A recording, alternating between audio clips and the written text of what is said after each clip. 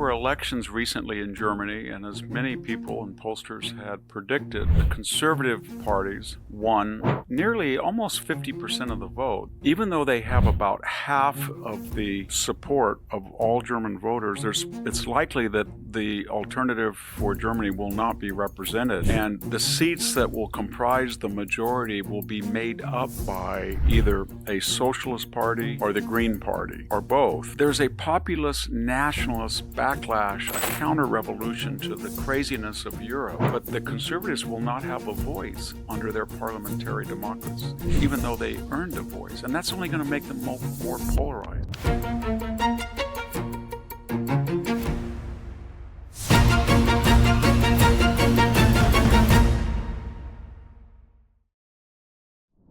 Hello, this is Victor Davis Hanson for the Daily Signal. There were elections recently in Germany, and as many people and pollsters had predicted, the conservative parties, and there are two of them, won nearly almost 50% of the vote. The Christian Democratic Union under Mr. Merz will be probably the new chancellor, and then there is the Alternative for Deutschland, the AfD. This is the more controversial conservative.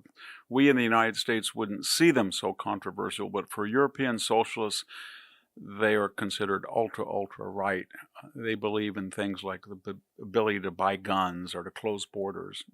And in the United States, that would be normative, not in Europe. But here's my point. Even though they have about half of the support of all German voters, it's likely that the alternative for Germany will not be represented. And the seats that will comprise the majority will be made up by either a socialist party or the Green Party, or both. So here's my point again. There's a populist nationalist backlash, a counter-revolution to the craziness of Europe. And we know JD Vance has outlined that craziness: low fertility, high energy prices, bans against fracking, open borders, disarmament, deindustrialization, etc.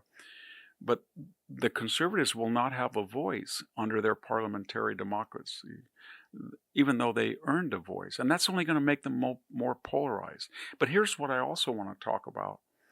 Mr. Merz said in a speech that given the trajectory of America under Donald Trump, he's distancing himself, and he doesn't really consider the United States an ally anymore. At least he said Trump's America. Think about that for a second.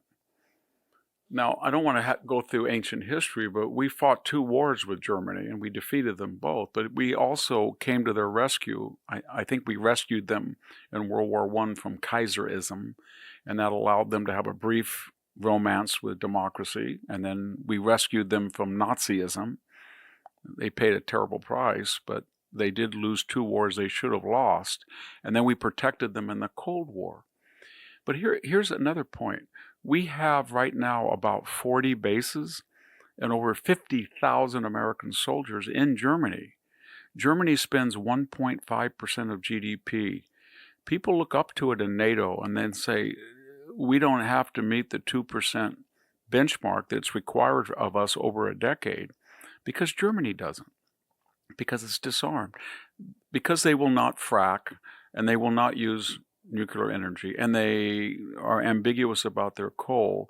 They are paying 4 times more in electricity. We've mentioned before, their birth rate is about 1.45. They have open borders. 16% of their population is not native born. So my point is, they're not in a strong position.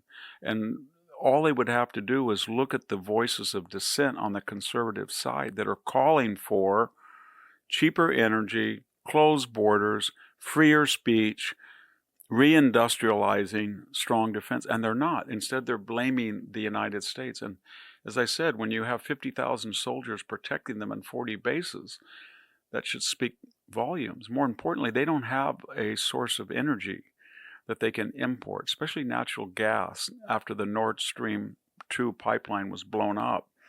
We don't know if Donald Trump can solve the Ukraine war quickly or not, or how quickly that pipeline can be fixed, but they're going to have to import oil from a very volatile oil and gas, as they do oil, increasingly from the Middle East or from us, liquid natural gas terminals on our southern coast.